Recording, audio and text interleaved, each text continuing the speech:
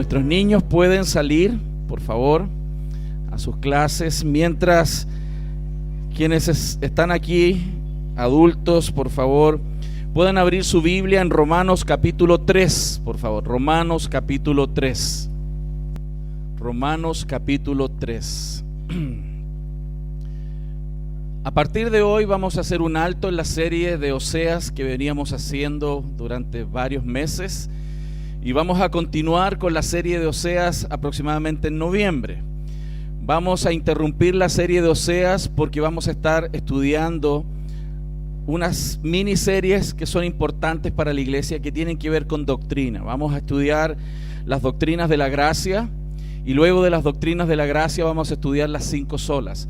Hace varios años atrás estuvimos estudiando estos tópicos. Vamos a retomar y fortalecer la enseñanza nuevamente desde el punto de vista doctrinal, porque también tenemos muchas personas nuevas que han llegado a la iglesia y damos gracias al Señor por eso. Pero por supuesto queremos todos crecer juntos, queremos todos ser fortalecidos con la palabra del Señor, y hay ciertos aspectos doctrinales que son importantes también poner en la mente y el corazón de la iglesia. Así que el día de hoy vamos a leer Romanos capítulo 3, versículos 9 al 18, y luego vamos a ver cómo este texto nos da la base bíblica para uno de los primeros puntos que vamos a estudiar en las doctrinas de la gracia. Leemos en el nombre de Jesús. ¿Qué pues? ¿Somos nosotros mejores que ellos? En ninguna manera. Pues ya hemos acusado a judíos y a gentiles que todos están bajo pecado. Como está escrito, no hay justo ni aún uno. No hay quien entienda, no hay quien busque a Dios. Todos se desviaron, a una se hicieron inútiles. No hay quien haga lo bueno, no hay ni siquiera uno. Sepulcro abierto es su garganta, con su lengua engañan.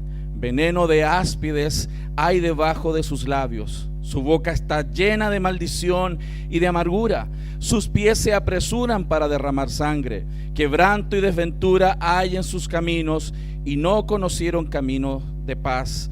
No hay temor de Dios delante de sus ojos.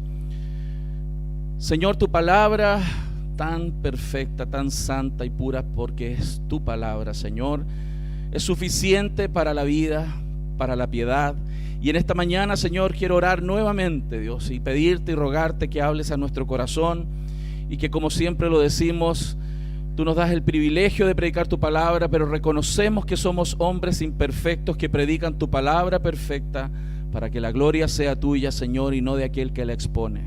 Señor, ayúdame y ayúdanos a mirar en este texto, Señor, esta verdad doctrinal importante que hace que brille el evangelio de nuestro Señor Jesucristo. Gracias, Padre Santo, en esta mañana te damos en el nombre de Jesús. Amén. Para introducir la temática del día de hoy quiero hablar un poco de historia, y es importante antes de meterme en el texto, porque cuando pensamos en las doctrinas de la gracia, las iglesias que adherimos la confesionalidad reformada, que estamos adhiriendo, usted sabe, nosotros no somos europeos, nosotros hemos adherido la confesionalidad que hemos heredado de generaciones anteriores, y hemos visto cómo esas doctrinas y la formalización de nuestras confesiones ha ayudado a la iglesia a poner una base fundamental sobre la cual poder seguir avanzando como iglesia y estar todos unánimes o relativamente unánimes en nuestra manera de pensar. Cuando hablamos de la reforma, estamos hablando de un periodo que está cerrando la Edad Media. Muchas personas en ese tiempo ya tenían una percepción bastante clara de que la iglesia no estaba bien. La iglesia en todo ese periodo había estado en una época de oscurantismo. Era un periodo bien duro, bien sincrético. Había mucha religiosidad y también bastante paganismo dentro de la iglesia. Por eso, cuando surge la reforma, surge por una reacción a la desviación tan grande que estaba pasando en la iglesia. La idea de los reformadores no era romper con la iglesia, nunca fue la idea de romper con la iglesia católica romana como se entendía en ese tiempo, sino reformular los fundamentos, porque había clara desviación desde las bases y el fundamento de la doctrina. Sin embargo, pasó que en esos tiempos Martín Lutero es como que encendió una mecha. ¿Alguna vez le ha pasado que tiene un calcetín que se le salió un hilito? ¿Lo ha tirado alguna vez? Uno tira el hilito y piensa que va a quedar hasta ahí y de repente se queda sin calcetín. Cuando Martín Lutero inicia su proclamación pública de la doctrina, comienza una avalancha, una ignición muy fuerte que viene a reformular el fundamento de la doctrina. Y principalmente lo que en ese tiempo se estaba enseñando y proclamando desde los reformadores era la justificación por la fe sola. Y eso es importante porque hasta a esa altura la iglesia estaba creyendo cosas bastante diferentes a eso. No voy a entrar en todos los detalles porque tendríamos que estar mucho tiempo estudiando tópicos de la Reforma, porque yo quiero hoy día concentrarme en uno de los aspectos de las doctrinas de la gracia. Este movimiento que comenzó tan fuerte, y cuando estamos hablando de la justificación por la fe sola, está hablando de esas buenas nuevas del Señor, maravillosas buenas nuevas que declaran a un pecador justo por la obra justificadora de Cristo. Y esa es una tremenda buena noticia. En ese tiempo se había confundido la verdad de cómo las personas podían llegar al cielo, y estaban trayendo nuevas interpretaciones y haciendo la acción humana el camino por el cual el hombre podía llegar a Dios. Pero no es así. Cristo es el camino, Él es la verdad y Él es la vida. Pero la distorsión era fuerte en ese tiempo y la justificación por la fe estaba manifestándose con fuerza desde los reformadores. La obra de Cristo era suficiente e iba a ser imputada por medio de la fe a aquellos que creían en Cristo Jesús, en lo que el Cristo había hecho en esa cruz. Como les digo, este movimiento no buscaba un cisma, y eso es importante. No buscaba, no perseguía un cisma, sino lo que estaba intentando era que reflexionara las bases. De hecho, esto surge a nivel académico, no surge dentro de las iglesias locales. A nivel académico, Martín Lutero era un académico. A ese nivel surge la discusión. Es como decirle a sus colegas: hey, reflexionemos, no estamos bien, hay que revisar lo que estamos haciendo. Pero fue suficiente, yo creo que Dios lo usó para volver a la verdad de la palabra del Señor. Por lo tanto, cuando pensamos en las doctrinas de la gracia, que son doctrinas que identifican a las iglesias como las que somos nosotros, estamos hablando a nivel de separación de otras religiones, de todas las otras religiones que piensan que los hombres llegan al cielo a través de las obras. Las doctrinas de la gracia nos dirigen fuera de nosotros mismos hacia la gracia y la misericordia de Dios únicamente. Y al mismo tiempo, las doctrinas de la gracia, por consecuencia, destruyen el orgullo humano y nos llaman a una humildad y a una exaltación plena del Dios que nos salva. Y eso es importante, porque cuando las obras humanas están en el medio, una pizca o mucha de la gloria de Dios es quitada y es robada por las acciones humanas. La gloria de Cristo no puede ser mezclada con la gloria humana, y eso estaba siendo defendido. Pero esto generó muchísima discusión, muchísimos problemas. ¿Cuál era el factor decisivo de la salvación? Era una de las preguntas que la gente se hacía. ¿Es la voluntad humana o es la gracia de Dios la que opera la salvación? ¿Cuál es el papel que juega una y otra dentro de esta salvación tan grande que Dios nos ha dado?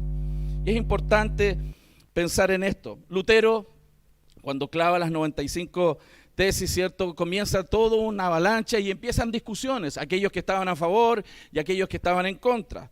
Uno de los que estaba en contra fue Erasmo de Rotterdam, y él escribió en 1524 una obra que se llamaba Sobre la diatriba del libre albedrío. Ahí estaba el punto. ¿El hombre es libre? ¿Él es capaz de decidir por su salvación?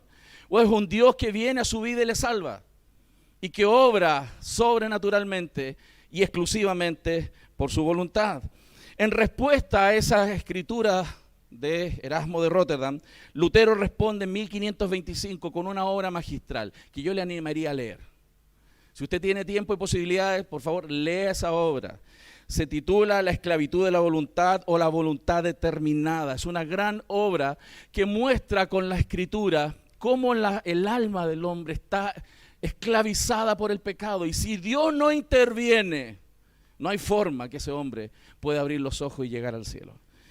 Hermanos, por eso, de ahí en adelante vinieron otras personas que sustituyeron a estos reformadores y siguió la discusión. Una de esas discusiones ya en el siglo XVII fue esta discusión entre Arminio y los herederos de Calvino. Arminio y Calvino no fueron contemporáneos. De hecho, Arminio nació 4 años antes de que Calvino muriera.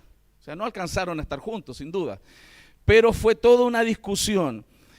No voy a entrar en mucho detalle, después les voy a mandar información para que usted lo lea, pero el punto es, ¿de quién depende en última instancia la salvación? ¿La salvación de los pecadores es una obra que tiene complementariedad con los hombres o es la salvación es del Señor? Ese es el punto que hoy día vamos a hablar. ¿Por qué motivo? Porque el primer tópico que vamos a hablar sobre las doctrinas de la gracia se llama, como se conoce dentro de lo que se denomina el TULIP, la depravación total. Vamos a hablar sobre la depravación total en función de lo que el texto de Romanos nos enseña. ¿Qué es lo que dice la Biblia? En Efesios 2:12, en aquel tiempo, antes que viniéramos a Cristo, dice, estabais sin Cristo, alejados de la ciudadanía de Israel y ajenos a los pactos de la promesa, sin esperanza y sin Dios en el mundo. Una de las primeras cosas que quiero poner en tu mente es que alguien que no tiene a Cristo no tiene esperanza porque no tiene a Dios en su vida. Y eso es lo primero. Pero cuando pensamos en el texto de Romanos que acabamos de ver, hay dos cosas muy importantes. El texto, desde el versículo 9 y 10, nos va a hablar sobre la condición de la raza humana. ¿Cuál es la condición de la raza humana realmente? Que no tiene el evangelio en su corazón. Y la segunda sección del verso 11 al 18 vamos a hablar sobre las manifestaciones de los estragos que produce el pecado en la humanidad, que lo imposibilitan para llegar a Dios. Por favor, tome nota. La condición de la raza humana, versos 9 y 10. Veamos estos textos. Verso 9 dice, ¿qué pues? ¿Somos nosotros mejores que ellos? En ninguna manera. Pues ya hemos acusado a judíos y a gentiles que todos están bajo pecado, dice el texto. Pablo hace una pregunta directa al pueblo hebreo y les dice, nosotros los judíos, los hebreos, ¿somos mejor que los gentiles? Todas esas personas de la cultura greco-romana son inferiores a nosotros, nosotros estamos mejor posicionados delante del Señor. Y Pablo responde, en ninguna manera. A pesar de ser el pueblo escogido, no estaban mejor que otros. ¿Por qué? Porque judíos y gentiles habían sido, en los versículos anteriores, acusados por Dios y declarados pecadores. Todos son pecadores, todos somos pecadores, no había excepción, todos son pecadores. Cuando la Biblia dice que todos están bajo pecado, es una característica muy fuerte. Quiero aclarar esto, ¿por qué? Porque no se refiere a esa eventualidad de que nosotros pequemos. Cuando la Biblia dice que todos están bajo pecado, no se refiere a que nosotros somos personas relativamente buenas y de repente pecamos. Lo que la Biblia está diciendo es que nosotros somos pecadores. No es que eventualmente no somos tan malos y hoy me descuidé y pequé. No, la Biblia dice que todos están bajo pecados. No somos pecadores porque pequemos, sino que pecamos porque somos pecadores. Hay personas que piensan que no, la humanidad no está tan mal, no está tan mal. Y ellos piensan que a veces fallamos. ¿Han escuchado esa frase? Nadie es perfecto. Y a veces nosotros mismos lo decimos. Cuando nos están confrontando, cuando nos están exhortando, dicen, ay, pero si nadie es perfecto. ¿Ah? ¿Han visto eso en alguna casa por ahí? Se ríen nomás, nadie se atreve. Nadie se atreve. Porque lo usamos de excusa. Pero lo que el texto nos está diciendo, que el argumento es inválido, porque no es que eventualmente podamos pecar, somos pecadores. Y ese es el problema más serio. Y ese sí que es un problema. Los seres humanos estamos bajo esclavitud si no tenemos un libertador. Esclavos del pecado, los seres humanos somos una raza esclavizada por el pecado. Y eso es lo que los reformadores estaban defendiendo. Cuando pensemos en esto, estamos viendo, ¿cierto?, que los seres humanos generalmente no piensan así. Los seres humanos no nos vemos tan mal. La gente en la calle, aunque dicen algunos, sí, igual pecamos, la gente no se ve tan mala. Se ve más o menos buenos. El hombre siempre piensa que él tiene una condición mejor que otros y tiende a evaluar su propia condición en función de otros que tiene al lado. Los seres humanos somos así de crueles y de perdidos, hermanos. Pero la Biblia nos muestra que este engaño que los hombres tienen es a causa del pecado. El hombre cuando peca, siempre peca porque quiere pecar. Terminamos haciendo la voluntad de la carne cuando Cristo no está obrando en nuestros corazones, porque somos pecadores. Cada vez que un hombre sin Cristo actúa de su propia voluntad. Lo hace convencido y con claridad. Debido a eso, él piensa incluso que es un hombre libre. Ese es el poder del engaño del pecado. El pecador sin Cristo en su corazón, sin la contraparte del Espíritu Santo que nos lleva al arrepentimiento, piensa que él está siendo un hombre libre y que él está decidiendo, pero no se está dando cuenta que está siendo esclavo del pecado. A ese nivel llega el engaño. La esclavitud del pecado siempre va a hacer que el hombre haga lo que él quiere, y lo que siempre va a querer hacer es pecar desde su carne. Un hombre puede proponerse incluso no pecar, pero pudiera ser por cuidar su reputación. Por ejemplo, un hombre pudiera evitar alguna acción pecaminosa en su vida, pero en realidad lo que está tratando de evitar son las consecuencias de ese pecado. O el prestigio que se puede perder porque peca. O por perder ciertos privilegios cuando se le descubre. Por muchas razones pueden haber para que el hombre sin Cristo quiera no pecar, pero nunca es para la gloria de Dios. Nunca será para la gloria de Dios, porque no tiene a Cristo en su corazón. Esto es lo que la Biblia nos enseña. Y el versículo 10 nos pone delante del juez del universo como humanidad. Fíjense, como está escrito, no hay justo ni aún uno. Pensemos un poco en esto. Cuando usted piensa en el mandamiento más importante, ¿qué viene a su mente? Amarás al Señor tu Dios con todo tu corazón, ¿cierto? Viene a su mente Mateo 22, verso 37. Piensen esto, si ese es el más grande de los mandamientos, cada vez que ese más grande de los mandamientos es roto, la gravedad es alta, es una gran ofensa, porque se ha roto el primero y más grande mandamiento. Si somos claros en esto, los seres humanos nos amamos demasiado, demasiado. No es un problema de falta de amor, nos amamos demasiado. Las decisiones, lo que queremos, lo que hacemos, siempre están en función de lo que yo quiero, de mí. Así es la humanidad. La humanidad, cuando intenta incluso ser benefactor de otros, eso no está persiguiendo la gloria del Señor. Tiene que ver con conciencia, tiene que ver con privilegios, tiene que ver con muchas razones posibles, pero no que aquellos persiguen la gloria del Señor.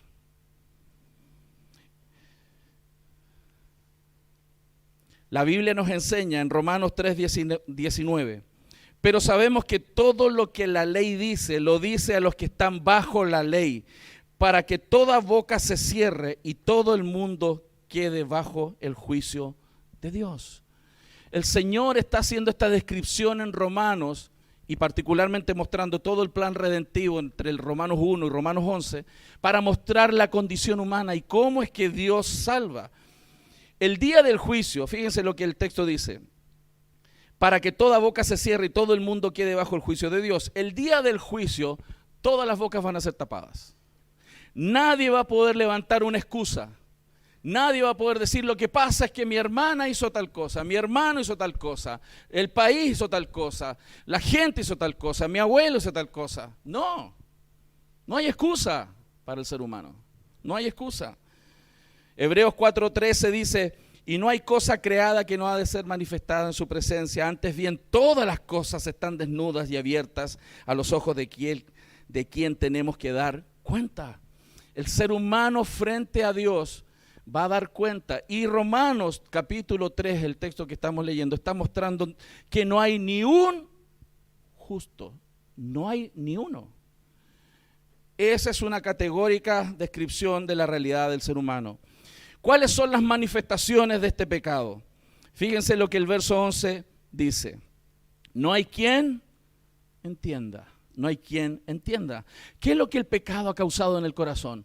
Lo primero dice, no hay quien entienda. El entendimiento del ser humano ha sido afectado. El ser humano que no tiene la regeneración de Dios tiene un problema, hermanos, mental. Suena loco decirlo. Tiene un problema mental. Y es dramático aquí en el texto porque esto es absoluto. Es absoluto. Lo que el texto nos está diciendo que el intelecto del hombre, aunque puede operar bien para muchas cosas, en aquello que tiene que ver con su vínculo eterno con Dios, no funciona, no opera. El hombre ha demostrado muchísima capacidad intelectual, lo vemos en la tecnología, lo vemos en multiplicidad de cosas, en la ciencia, en las artes, pero en lo que respecta a la salvación de su alma, no tiene posibilidades de razonar esa área. Su intelecto no funciona ahí. Hay un problema en su corazón, hay un problema en su entendimiento. Recuerde lo que dice Romanos 1, su corazón y su mente han sido entenebrecidos.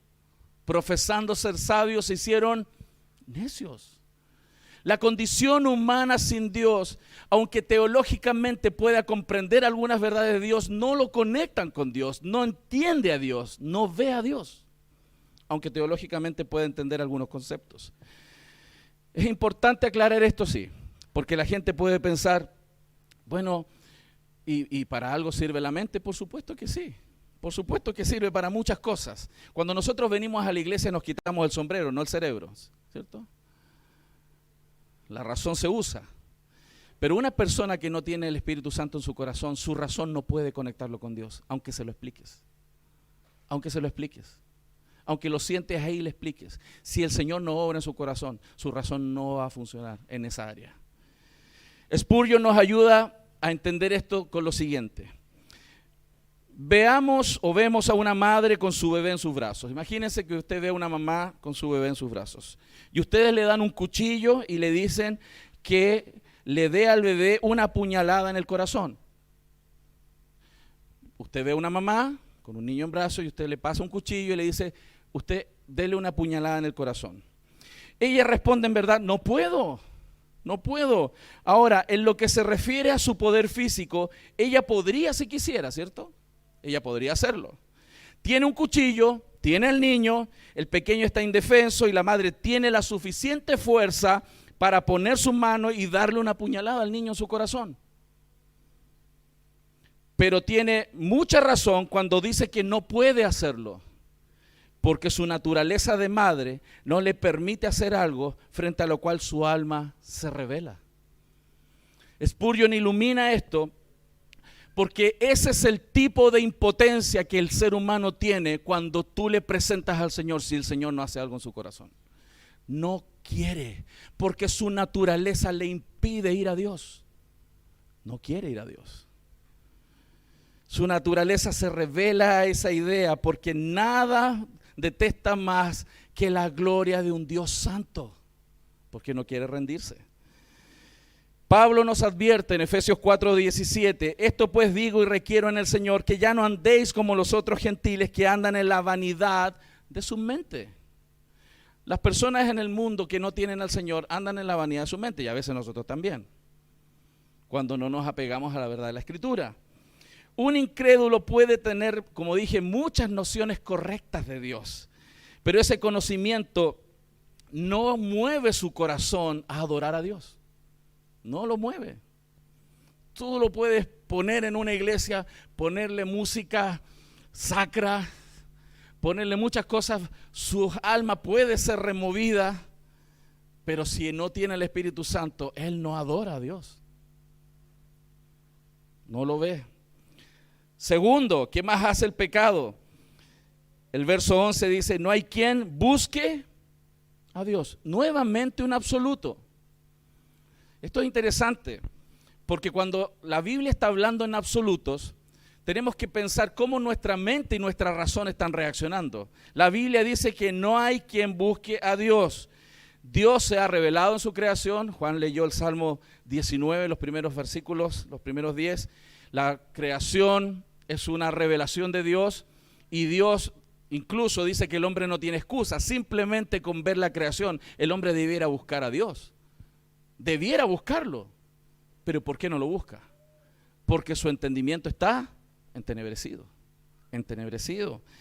Su revelación general es suficiente. Romanos 1:20 dice, porque las cosas invisibles de Él, su eterno poder y deidad, se hacen claramente visibles desde la creación del mundo, siendo entendida por medio de las cosas hechas, de modo que no tienen excusa.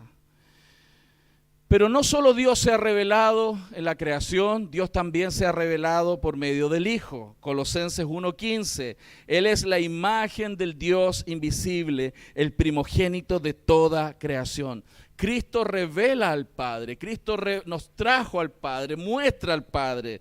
Juan 14:9 dice, Jesús le dijo, tanto tiempo hace que yo estoy con vosotros y no me has conocido, Felipe. El que me ha visto a mí, ha visto al Padre. ¿Cómo pues dices tú, muéstranos al Padre? Si Jesús es el camino, pero la Biblia dice que no hay nadie que le busque, algo tiene que pasar para que la gente comience a buscarle. Si nadie lo busca y ahora hay gente que lo busca, es porque Dios hizo algo. Y eso es lo que la Biblia nos enseña con mucha claridad. Ninguno de nosotros se inclinaría naturalmente hacia el Señor por el pecado, porque fueron afectados no solo nuestro entendimiento, sino también nuestros afectos del corazón. Tiene que haber un cambio en nuestra naturaleza. Yo tengo un perrito muy regalón. Anoche llegué muy tarde de un viaje y ese loco salta y de alegría cuando me ve. Y es un perro instintivo, tiene su gracia el perrito, el Milo. Es muy rico. Si yo a Milo le pongo un plato de carne ahí y le pongo acá a este otro lado unos cereales, ¿a dónde se va a ir? Y si yo le digo, no coma eso, cómete eso, ¿qué va a hacer? Se va a ir allá. O sea, para evitar que Milo vaya detrás de la carne, su naturaleza tiene que cambiar. No es suficiente que yo le diga, hay otras cosas mejores. Su naturaleza tiene que cambiar. Porque él naturalmente va a ir detrás de esa carne. Porque eso es lo que él apasionadamente en su alma desea. Y ese es el problema de nosotros. ¿Sabe lo que nos pasa a nosotros? Que nosotros vamos detrás de las cosas que nos dañan. Lo que nos sale natural a nosotros es ir detrás de las cosas que nos dañan, ¿o no? Y la humanidad es así. Nos alejamos de aquello que nos hace bien y vamos detrás de aquello que nos hace daño. Así es la humanidad. Si Dios no obra en nuestros corazones, seríamos iguales.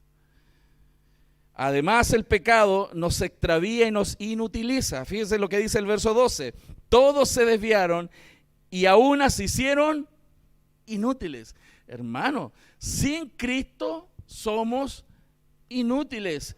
No hay quien haga lo bueno, no hay ni siquiera uno. Interesante, ¿qué parte del todos no entendemos?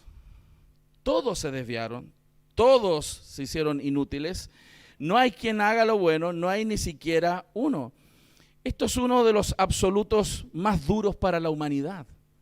Es un sermón duro esa parte para una persona que no tiene a Cristo. Porque dice, estos absolutos muestran la debilidad y la condición humana que no tiene el Señor. Quizás algunos están de acuerdo con esta evaluación de los hombres, probablemente. Pero algunos manifiestan evidentemente que la humanidad no está tan mala. Y alguno pudiera decir, pero pastor, hay gente que es re buena, que da ayuda a los pobres, que crea fundaciones, que es buena gente, que ha sido fiel a su esposa, que es un buen padre, llega del trabajo y juega con los niños y ayuda a su señora. Mejor que yo, pastor. ¿Aló?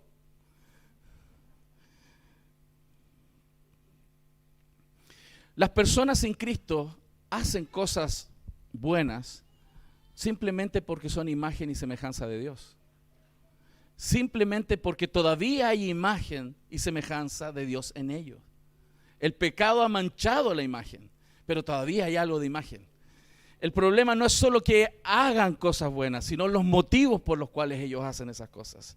Cuando el ser humano hace algo bueno, como les decía, es porque en realidad tiene esa característica todavía de ser imagen del Señor. Pero bíblicamente hablando, eso no es considerado una buena obra. No es una buena obra desde la perspectiva bíblica. Para nosotros es extraño porque decimos, igual está haciendo cosas buenas. Está ayudando a la gente, abrió un orfanato, está dando dinero, es un filántropo generoso. No, porque la Biblia, cuando propone las obras buenas, las propone según el estándar divino, no nuestro estándar. Nosotros los seres humanos no definimos lo que son buenas obras. Dios define lo que son buenas obras, no nosotros. Y hay dos características de las buenas obras de la perspectiva bíblica. Primero, deben ser hechas únicamente bajo los estándares de Dios. O sea, Dios define el estándar. Y segundo, únicamente para la gloria de Dios. Cuando algo es hecho de acuerdo a los estándares de Dios y para la gloria de Dios, eso es una buena obra. No lo que nosotros pensamos que es una buena obra. Por eso cometemos error cuando nosotros decimos, oh, esta gente es buena. La Biblia dice, no hay ni uno bueno, no hay ni un justo, porque el estándar no lo pone la humanidad, lo pone Dios. Dios pone el estándar. El ser humano está perdido sin Dios, hermanos. Mateo 5:16 muestra cómo a Dios le interesa que las buenas obras no solamente bendigan horizontalmente, sino que apunten a la gloria de Dios. Dice, así alumbre vuestra luz delante de los hombres para que vean vuestras buenas obras y glorifiquen a vuestro Padre que está en los cielos. Si las buenas obras no están apuntando a la gloria de Dios, no son buenas obras. No lo son. Y gente que hace muy buenas obras está condenada al infierno. Porque no hay ni un justo, ni siquiera uno. La condición humana es grave. Y este sermón podría ser muy aplastante si no supiéramos el final, la esperanza que tenemos en Cristo. La condición humana es terrible. Y nosotros estamos luchando en el proceso de santificación contra esa naturaleza que está también en nosotros. Pero hay una nueva naturaleza creada en Cristo Jesús. Lamentablemente, para las aspiraciones humanas, el padrón lo pone Dios, no ellos, no la humanidad. El estándar de justicia es la ley de Dios que emana de su propio ser y del carácter y de los atributos de Dios. Ese es el estándar que viene de Dios. Es muy alto. Por eso es bueno aclarar que aunque las buenas obras de los hombres tienen un aspecto positivo, por supuesto, evidentemente, aunque no sea un creyente, si hace buenas cosas en términos humanos, siempre es mejor. Ser un buen padre es mejor que ser un padre irresponsable, sea cristiano o no sea cristiano, ¿cierto? Trabajar responsablemente y esforzadamente en tu pega es mejor que ser un vago y que te echen, ¿cierto? Pero eso no apunta a la gloria del Señor. Siempre es bueno hacer buenas cosas, pero hermano, lo que Dios quiere es que nuestras obras sean perfectas, y evidentemente no lo son. La única obra perfecta sobre la cual nosotros podemos apoyarnos son las obras perfectas que Cristo hizo cuando estuvo aquí en la tierra. Y su obra perfecta lo capacitó para representarnos federativamente en la cruz. Para la eternidad, las únicas obras que tienen valor son las obras de Cristo. Y repítaselo a su alma y dígaselo a cualquiera que pueda usted compartirle. Las únicas obras que son suficientes y que pagan la entrada a los cielos son las obras perfectas que solo Cristo hizo en su vida y en la cruz. Isaías 64:6 dice: si bien todos nosotros somos como suciedad. A ver. No soy tan malo. ¿No le sale eso? ¿Qué tal si Dios te dice, tú eres un sucio, eres una sucia? Oh, no suena feo eso, ¿no? Pero Dios es categórico. Y todas nuestras justicias, ¿qué parte del todas? Nos falta entender. Todas nuestras justicias. Es que yo no he sido tan mal padre, yo no he sido tan mala esposa, yo no he sido tan mala hermana. No, todas nuestras justicias son como trapos de inmundicia, como trapo de inmundicia. Y caímos todos nosotros como la hoja, y nuestras maldades nos llevaron como el viento. Esa es la condición humana. Los seres humanos tratando de ser buenos, tratando de no ser tan malos, tratando de agarrar un estándar que les permita una cierta tranquilidad en sus conciencias, creen que pueden ser suficientes. Hermanos, jamás. La condición humana es terrible. Si Cristo no hubiera venido, hermanos, estaríamos sin esperanza y sin Dios en el mundo. Entender la depravación total hace que brille el Evangelio, que resplandezca en nuestros corazones lo que Cristo hizo por nosotros. Perdemos de vista la gloria de Cristo porque nos concentramos en estándares humanos. Pensamos que yo soy mejor que mi hermana. Pensamos que yo soy mejor que mi esposo, mejor que mi esposa, mejor que el vecino, mejor que mi jefe. Son estándares humanos, no sirven. Esas justicias son trapos de inmundicia, hermanos. Y nos alejamos y rompemos relaciones por mis patrones de justicia y no por las justicias de Dios. Hermanos, eso es terrible. Cuarto, ¿cuál condición humana hay aquí? El pecado corrompe nuestro hablar. Fíjense el verso 13. Sepulcro abierto en su garganta, con su lengua engañan, veneno de áspides hay debajo de sus labios, su boca está llena de maldición y de amargura. En esta misma línea el Señor Jesús dijo en Mateo 12:34, generación de víboras, ¿cómo podéis hablar lo bueno siendo malos? Porque de la abundancia del corazón habla la boca. El Señor le dijo, ustedes son unos hipócritas. Ustedes son malos y para agradar a la gente hablan cosas buenas.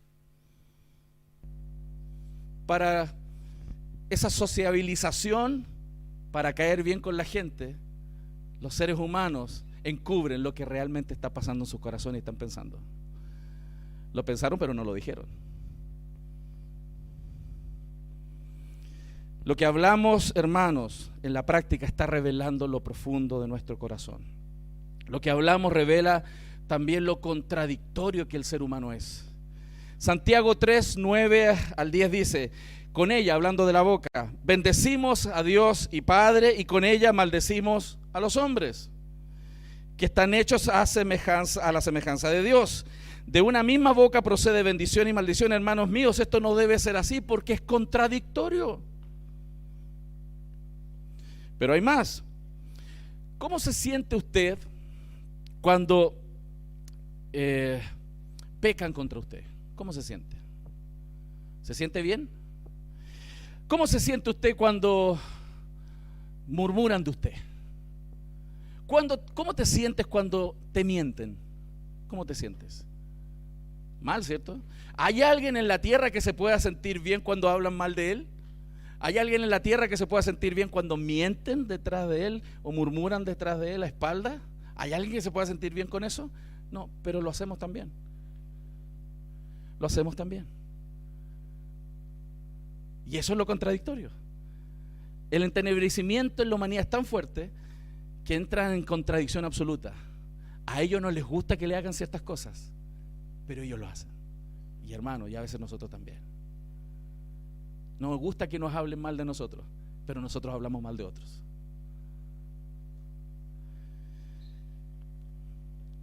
A nadie le gusta.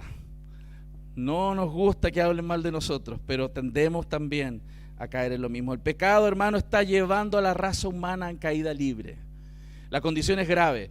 En los días de Noé, la Biblia dice en Génesis 6 que toda intención del corazón del hombre era de continuo el mal. Y nosotros estamos llegando a esos tiempos donde el corazón del hombre es de continuo el mal. Y no es que anden todo el mundo matando a otro, pero tiene que ver con los principios del Evangelio y la palabra del Señor. Los seres humanos no viven de acuerdo a los principios del reino. Y ese es el problema más serio. Quinto, el pecado daña las relaciones humanas. Sus pies se apresuran para derramar sangre y ahí saltan todos. No, pastor, yo nunca he matado a nadie. ¿Cierto? Nunca he matado a nadie. No, otros son asesinos. Yo nunca he matado a nadie. Mateo 5:21-22. Oíste que fue dicho a los antiguos, no matarás, y cualquiera que matare será culpable de juicio. Bueno, pero yo os digo que cualquiera que se enoje con su hermano es culpable de juicio. Eres asesino por enojarte con tu hermana o tu hermano. ¿Cuántos asesinos hay aquí? No nos gusta escuchar eso, hermanos, porque el estándar para medir la humanidad no es nuestro estándar, es el estándar de Dios. Y es por eso que la humanidad sin la obra de Cristo no tiene ninguna esperanza. No tiene esperanza, nada, cero esperanza. Y agrega el texto, verso 22, porque yo os digo que cualquiera que se enoje contra su hermano será culpable de juicio, y cualquiera que le diga necio, ¿alguna vez usted le ha dicho tonto a un hermano? ¿Una hermana? Será culpable ante el concilio, y cualquiera que le diga fatuo o raca en el texto, que significa, por ejemplo, imbécil, o eres un bueno para nada, eres un cero a la izquierda, dice el texto, quedarás expuesto al fuego del infierno. Al fuego del infierno. Y es duro. Por eso la condición humana es grave. Cuando Dios evalúa, cuando nosotros utilizamos palabras denigrantes para referirnos a otra persona, para el Señor eso es como un asesinato. El acto y el deseo evidentemente no son lo mismo, ¿cierto? No son lo mismo el acto y el deseo, pero son de la misma naturaleza. Y eso es lo que el Señor mide, la misma naturaleza. Finalmente, y concluye, verso 18, no hay temor de Dios delante de sus ojos. Este sí que es un gran problema. El pecado, todo lo que he hablado hasta ahora, daña mucho, pero el daño más grande es la falta de temor de Dios, porque daña nuestra relación con Dios. El ser humano necesita desesperadamente crecer en el temor del Señor. El Proverbios 1:7 dice: el principio de la sabiduría es el temor de Jehová. En el momento que el ser humano comienza a temer a Dios, en ese mismo momento comienza a desarrollar sabiduría en su vida. Si usted necesita sabiduría, tema al Señor, porque comienza el proceso de crecimiento en sabiduría cuando tememos al Señor. Entonces, Pablo está diciendo que el gran problema del hombre no tiene que ver con las decisiones prácticas que pueda tomar en la vida, sino por el hecho de haber dado la espalda a Dios, de no querer a Dios. Esa es la causa de todos los males del mundo: darle la espalda a Dios, no temerle. La falta de temor de Dios llevó a la humanidad a hacer 3 cambios importantes, y los he explicado más de alguna vez aquí en la iglesia. En Romanos 1, el ser humano cambió al Creador por la criatura. El ser humano cambió la verdad por la mentira, y el ser humano cambió el uso natural de lo que Dios hizo por lo que es en contra de la naturaleza. Esos 3 cambios han traído grandes problemas y maldiciones a la humanidad. Eso es lo que los teólogos reformadores llamaban depravación total. Todo lo que hemos venido mirando, los efectos del pecado en la humanidad, la incapacidad del hombre de poder acercarse a Dios si Dios no se acerca, es lo que doctrinalmente se llama depravación total. Mateo capítulo 7 verso 11 dice: pues si vosotros, siendo malos, sabéis dar buenas dádivas a vuestros hijos, cuánto más vuestro Padre que está en los cielos dará buenas cosas a los que le pidan. Las personas piensan que no son tan malas, pero la Escritura es categórica en mostrar que no es así. Vamos a concluir. Como hemos visto, hermanos, es dramática la condición humana, dramática. El diagnóstico de Dios debería deprimir a un ser humano, como también a nosotros, si no hubiera esperanza. Pero aquí está donde el Evangelio resplandece. Aquí es donde Cristo resplandece. ¿Por qué esto es importante? ¿Por qué estudiar esta doctrina es importante? Porque nosotros sabemos quién es Jesús en cierta medida, pero se nos olvida de dónde nos sacó el Señor. Se nos olvida la condición en la cual estábamos. Y pareciera muy natural el hecho de que hoy día podamos estar en una iglesia cantando y adorando al Señor y escuchando un sermón. Si el Señor no hubiera rescatado nuestras almas, si el Señor no se hubiera acercado a nuestra vida, hermano, estaríamos perdidos. Cristo nos rescató. Y si tú no reflexionas cada día en la condición de tu naturaleza, de lo que eras y hoy lo que eres, nunca apreciarás la gloria de Cristo. nunca podremos apreciar el brillo de la majestuosidad de lo que el Señor ha hecho en nuestra vida. Por eso esta doctrina es preciosa. Por eso esta doctrina, aunque es confrontativa y rompe el orgullo humano, nos pone en una condición de humildad para contemplar a Cristo y su gloria. El que más peca y se sabe pecador, más ama. Mientras más consciente de la depravación humana, más personas que adoran y agradecen al Señor seremos. Por favor, abra su Biblia en Efesios capítulo 2, versículos del 1 al 7. Y quiero que mire esta maravillosa descripción de la gracia de Dios sobre nuestras vidas. Entonces, ¿los seres humanos estaban gravemente enfermos o estábamos muertos? La doctrina de la depravación total muestra que estábamos muertos. No eran personas enfermas que tenían que ser sanadas. Estábamos muertos que teníamos que ser resucitados. Y eso es lo que Cristo hizo. Resucitamos juntamente con Cristo. Efesios 2 del 1 al 7 dice: y Él os dio vida a vosotros. ¿Por qué nos tuvo que dar vida? Porque estábamos muertos. Cuando estabais muertos en vuestros delitos y pecados, en los cuales anduvisteis en otro tiempo siguiendo la corriente de este mundo, conforme al príncipe de la potestad del aire, el espíritu que ahora opera en los hijos de desobediencia, entre los cuales también todos nosotros vivimos en otro tiempo en los deseos de nuestra carne, haciendo la voluntad de la carne y de los pensamientos, y éramos por naturaleza hijos de ira, lo mismo que los demás. Esto es categórico. Volvemos atrás, verso 3. Entre los cuales también todos nosotros vivimos en otro tiempo. ¿En qué? En los deseos de nuestra carne, haciendo la voluntad de la carne y de los pensamientos, y éramos por naturaleza hijos de ira, lo mismo que los demás. Pero Dios, esto es muy maravilloso. Los pero en la Biblia, por favor, remárquelos. Si cada vez que encuentre una frase larga y después un pero, márquelo. Porque estaba hablando de una tragedia, pero Dios hizo algo con eso. Y aquí está. Pero Dios, que es rico en misericordia, por su gran amor con que nos amó, aun estando nosotros muertos en pecados, nos dio vida juntamente con Cristo. Por gracia sois salvos. Y juntamente con Él nos resucitó y asimismo nos hizo sentar en los lugares celestiales con Cristo Jesús, para mostrar en los siglos venideros las abundantes riquezas de su gracia en su bondad para con nosotros en Cristo Jesús. Gloria a Dios por eso. Gloria a Dios. Por lo tanto, ver a Cristo es más fácil y más grande, más asombroso, cuando más conscientes somos del pecado en nuestro corazón. La comprensión de esta doctrina, ¿sabe lo que va a hacer?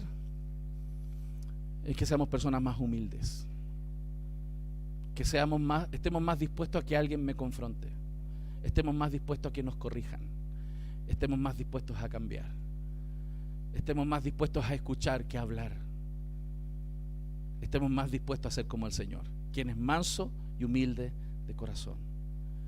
Conocer esta doctrina nos liberará de nuestros propios corazones y podremos caminar en lo que la Biblia habla en el Espíritu.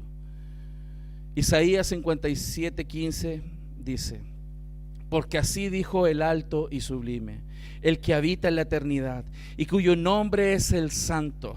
Yo habito en las alturas y la santidad, con el quebrantado y humilde de espíritu. ¿Pero para qué?